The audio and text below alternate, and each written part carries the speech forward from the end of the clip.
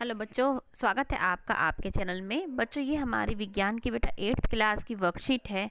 Worksheet जिसको आप कार्यपत्रक बोलते हैं, हम भी उसका क्या जो संख्या है वो है 22 और हमारी तिथि है बच्चों वो है 16 दिसंबर 2020। इसमें बच्चों हमारा चैप्टर चल रहा है वो चल रहा है प्रकाश। ठीक है, तो हम समझते हैं कि बहुप्रतिबिंब क्या है। बहुप्रतिबिंब के बारे में हम समझते हैं कि परावर्तित प्रकाश की किरणें यही दर्पण पर पड़ती है। तो ये क्या है, परावर्तित प्रकाश की जो किरणें होती है अगर वो दर्पण पर पड़ती हैं तो वह फिर से परावर्तित हो जाती हैं। फिर से क्या वो परावर्तित हो जाती हैं। याद कीजिए कि जब हम पिछली बार आप किसी हेयर ड्रेसर के पास गए थे तो उसने आपको एक दर्पण के सामने बिठाया था। जैसे आप यहाँ पे देख रहे हैं क्या है, ये जो आप बैठे हैं और उसने क्या है आपको एक जो ये मिरर है उसके सामने बिठाया है। बाल काटने के पश्चात उसने आपके पीछे की ओर एक दर्पण रखा था। उसने क्या करा था कि आपको जो क्या करा था, उसने आपके पीछे क्या है एक दर्पण रखा। जैसे क्या है आपको ये दर्पण दिखाई दे रहा है, ये क्या है उसने आपके पीछे रखा। इस दूसरे दर्पण की सहायता से आप सामने वाले दर्पण में ये देख सकते थे कि आपके बाल कैसे कटे हैं। तो क्या है, आप जैसे जाते हो कभी तो वो क्या आपको क्या दर्पण दिखाता है, तो क्या है आप उसमें देख सकते हो कि आपके जो बाल हैं वो किस प्रकार से कटे थे। परावर्तित प्रकाश किरणों को पुनः किसी दर्पण की मदद से परावर्तित किया जा सकता है जिससे एक से अधिक प्रतिबिंब बनते हैं। ये क्या है, इसने क्या है आपको यहाँ पे बिठाया और इसने क्या है आपको यहाँ पे क्या अपनी जो इमेज दिखाई है। ठीक है, प्रतिबिंब की संख्या दर्पणों के बीच जो प्रतिबिंब की जो संख्या बनती है ना वो दर्पणों के बीच कोणों पर निर्भर करती है कि जितना कोण होगा दर्पण के बीच में उसी के हिसाब से क्या हमारी जो संख्या होगी प्रतिबिंब की वो बनेगी। आपने कक्षा 6 में पेरिस्कोप जिसको हम पारदर्शी बोलते हैं के बारे में जाना था। पेरिस्कोप में दो समतल दर्पणों का प्रयोग किया जाता है जो परावर्तित प्रकाश को पुनः परावर्तित कर देता है।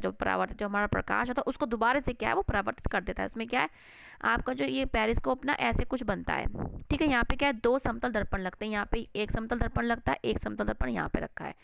अगर यहाँ पे आप कोई इमेज जैसे यहाँ पे कोई रखते हैं ना तो आप क्या है यहाँ से उसको यहाँ से जैसे आप क्या है उसको यहाँ से देख सकते हैं।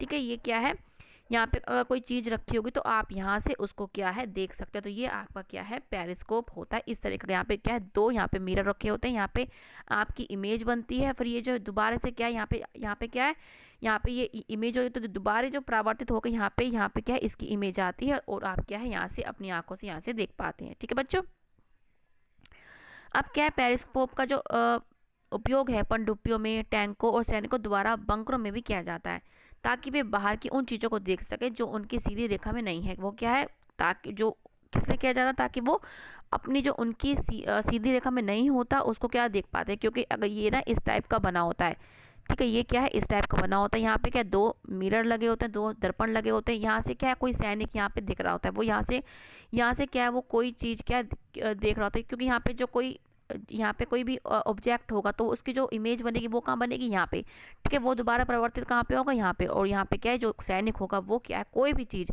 कोई भी अगर कोई छुपा हुआ है उसको देख सकता है। तो कुछ भी चीज़ देखने के लिए इसका जो है उपयोग होता है। हमने ये पढ़ लिया। अब क्या है बहुमूर्तिदर्शी कलाइडोस्कोप में बहुपरावर्तन में भांति भांति का आकर्षक पैटर्न प्रतिबिंब बनते हैं। ये क्या है आपका जो है ये कैलेडोस्कोप है। ये भी आपने क्या है 6th क्लास में पढ़ा था, याद कीजिए। इसमें क्या एक तिकोना सा एक मिरर होता है। ठीक है, उसको क्या हम एक मतलब कागज से में लपेटते हैं, इस तरीके से आप याद करो। ठीक है, तो अब हम इसका बनाने का तरीका देखते हैं कि इसको हमने कैसे बनाया था। इसको बनाने के लिए आवश्यक सामग्री क्या क्या है हमारी की 3 समान आकार के आयताकार समतल दर्पण। हमें 3 समान आकार के मतलब तीनों का आकार जो है सेम होना चाहिए वो लेना है। दर्पण स्ट्रिप लेनी है, 2 त्रिकोणीय कांच के टुकड़े लेने हैं, कार्ड शीट लेनी है, सेलो टेप लेनी है और रबर लेनी है। ये हमने ले लिया। फिर क्या करना है तीनों दर्पण की स्ट्रिप को प्रिज्म की आकार में चित्र अनुसार जोड़ें। क्या है जैसे देखो ये जोड़ा हुआ है कैसे, ये एक कांच की स्ट्रिप हो गई, ये दूसरी और ये तीसरी, ये क्या हो गया प्रिज्म की तरह हमने क्या इसको जोड़ दिया। इस तरीके से आपको जोड़ना है। फिर त्रिकोणीय ट्यूब पर रबर बैंड या सेलो टेप लगाकर फिक्स कर दें। अब ये क्या है हमने जो बनाया है इसको क्या हम फिक्स करने के लिए इसको सेलो टेप रबर का भी इस्तेमाल कर सकते हैं। अब इसे किसी बेलनाकार ट्यूब के अंदर ठीक से डालें। अब क्या है जैसे देखो ये बेलनाकार बनी हुई है ना, इसको क्या है बेलनाकार मतलब जो गोल है उसमें क्या स्ट्रिप में इसको इस प्रकार से डालना है जो कागज से इसका बना हुआ है। फिर क्या करना है अब बेलनाकार ट्यूब के एक सिरे पर त्रिकोणीय कांच की पट्टी लगा दे। जैसे ये देखो ये लगा रहा है कांच की पट्टी लगा दी। दूसरे सिरे पर एक और गिलास प्लेट लें और ट्यूब के थोड़ा सा अंदर की तरफ लगा दें। क्या है एक गिलास प्लेट लेनी है उसके अंदर हमें लगानी है। अब इसके ऊपर कुछ बहुरंगी चूड़ियों के टुकड़े रखें। अब क्या है, जो जो चूड़ियाँ होती हैं आपकी, जो घर में हमारी मम्मियाँ पहनती है, उसकी क्या है, उसके टुकड़े लेके उसके ऊपर हमें लगाना है। ट्यूब के इस छोर को एक अन्य गिलास प्लेट के साथ ड्रेसिंग पेपर के साथ कवर कर दें और काट शीट के एक टुकड़े के साथ ट्यूब के दूसरे छोर को कवर कर दें और केंद्र में एक छेद करें ताकि इस छेद के माध्यम से अंदर का जो दृश्य है आपको क्या है, देख पाएँ आप। बहुमूर्ति तैयार है। छेद के माध्यम से झांके और सुंदर पैटर्न का मजा ले। क्या अब हमें क्या है, छेद हमने क्यों बनाया, ताकि जो आप पैटर्न बना रहे हैं हर बार, इसमें ये खूबी होती है कि इसमें जो हर बार जो पैटर्न बनता है ना हमारा, वो हमेशा अलग बनता है। और ये जो पैटर्न होते हैं, ये जो आपके डिज़ाइनर्स होते हैं ना, जो आपकी वॉल पे क्या है डिज़ाइन करते हैं, उसके लिए भी क्या है, ये जो आपका दर्जी है ये भी क्या है यूज़ होता है। ठीक है, ये आपके बाज़ार में भी अब आजकल क्या है बना बनाया मिलता है। देखो ये किस तरीके से, देखो क्या है बनाना है। ठीक है, अब हमने ये समझ लिया। अब हम चलते हैं अपने क्वेश्चन पे कि पेरिस्कोप क्या है, इसका उपयोग कहाँ कहाँ किया जाता है। तो हमने अभी पढ़ा।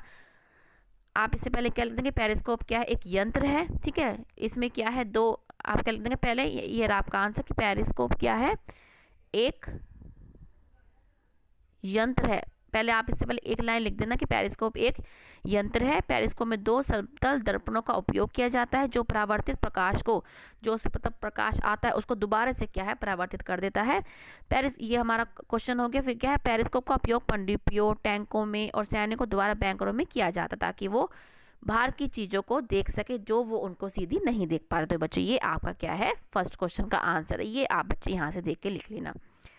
अब हमारा नेक्स्ट क्वेश्चन है कि जब आप हेयर ड्रेसर के पास जाते हैं तो आप अपने सिर के पीछे की कटिंग को कैसे देख पाते हैं। ये हमने आपके लिए लिख रखा है कि ये क्वेश्चन के पीछे के दर्पण से क्या है, आप क्या है यहाँ बैठे हैं। ठीक है, यहाँ पे क्या है, आपका हेयर ड्रेसर यहाँ पे आपका मिरर रखता है कि पीछे के दर्पण से प्रकाश की किरणें परावर्तित होकर, ठीक है, ये क्या है आपका, ये जो मिरर है, जो सामने वाला मिरर है, ये पीछे वाला मिरर, और ये क्या है आप यहाँ बैठे हैं। ठीक है, पीछे के दर्पण से प्रकाश की किरणें परावर्तित, ये क्या है यहाँ पे जाती हैं इसकी किरणें, और ये जो परावर्तित होकर क्या है इसके जहाँ पे आप बैठते हैं आपको दिखाई देती हैं, दर्पण में फिर परावर्तित हो जाती है, जिसके कारण हम क्या पीछे वाले बालों की कटिंग को सामने के दर्पण में देख पाते हैं। ठीक है, ये क्या है आपका दर्पण है जो आपको क्या है, ये जो इसकी जो यहाँ पे जो इसका जो ये इमेज बना रहा है, ये क्या है यहाँ पे बनती है, और ये क्या है जब ये क्या दोबारा परावर्तित होकर क्या है आपकी आंखों में आती है, और इस प्रकार क्या है आप जो इमेज है उसको देख पाते हैं। ठीक है, अब हमारा बहुमूर्ति बनाने की विधि का वर्णन कीजिए। हमने बच्चे अभी समझा है, एक एक चीज़ हमने स्टेप समझा है। ये पूरा आपको थर्ड क्वेश्चन में लिखना है कि किस प्रकार से क्या है, ये किस प्रकार से बनता है, इसमें क्या है प्रिज्म क्या क्या लेना है, इसमें कांच के टुकड़े लेने हैं, उसको किस तरह का, इसको ऐसे प्रिज्म की तरह क्या है उसे जोड़ना है। तो ये बच्चे यहाँ से आप इसको थर्ड क्वेश्चन को अपना पूरा कर लें। फिर क्या है कि दो समांतर समतल दर्पण एक दूसरे से क्या है, दो समांतर दर्पण हमने ले लिए। फिर क्या है, एक दूसरे से 40 सेंटीमीटर के अंतराल पर, ये क्या है, ये 40 सेंटीमीटर के अंतराल पर है रखो। तो इनके बीच रखी एक मोमबत्ती के कितने प्रतिबिंब बनेंगे। यहाँ पे क्या है, एक मोमबत्ती जली हुई है यहाँ पे, तो कितने प्रतिबिंब बनेंगे। कैसे होगा कि हमने पढ़ा था कि जो इन दोनों के बीच में जो इनका प्रतिबिंब बनता है वो क्या कोण पे डिपेंड करता है कि कितना कोण बन रहा है। तो क्या होगा, जो इसकी जो इमेज है, जो इसकी जो प्रतिबिंब है यहाँ बनेगा। ठीक है, ये परावर्तित होकर फिर यहाँ पे बनेगा। ठीक है, और ये जो मोमबत्ती है, इसकी जो देखो ये दो मिरर हैं। ठीक है, इसके बीच में आपकी क्या है, कोई मोमबत्ती रखी है, जो इसकी इमेज है यहाँ पे भी बनेगी, फिर यहाँ पे बनेगी, फिर जो यहाँ पे बनी है वो यहाँ पे बनेगी, और जो यहाँ पे बनी है फिर यहाँ पे क्या है, ये इतने सारे क्या है आमने जो क्या है इनके बीच में क्या बहुत सारे क्या है अनंत, जिसे कहते हैं बहुसंख्य क्या है आपकी जो प्रतिबिंब है वो बनेंगे। तो इसका आंसर क्या होगा, असंख्य। असंख्य मतलब जिसकी कोई गिनती ही नहीं है, असंख्य जो है प्रतिबिंब बनेंगे, असंख्य प्रतिबिंब क्या है बनेंगे। ठीक है, तो बच्चे आप क्या लिख देंगे कि इन दोनों के बीच में क्या असंख्य प्रतिबिंब बनेंगे। तो बच्चों ये आपका आंसर हो गया, और मैंने आपको समझा भी दिया। मुझे पूरी उम्मीद है कि आपको समझ में आया होगा। ठीक है बच्चों, तो अब मिलते हैं आगे की वर्कशीट के साथ। जैसे हर बार कहती हूँ, पसंद आया तो लाइक का बटन जरूर दबा दीजिएगा और सब्सक्राइब कर दीजिएगा अगर नहीं किया है। तो अब मिलते हैं आगे की वर्कशीट के साथ, और हमेशा खुश रहिए बच्चों। और हाँ बच्चों, हमने विज्ञान के साथ साथ आपकी इंग्लिश की वर्कशीट भी बनाई है, प्लीज़ उसको भी जाके देखिएगा। मिलते हैं आगे की वर्कशीट के साथ, हमेशा खुश रहिए बेटा, कोरोना वायरस से बच के रहिएगा। बाय बच्चों।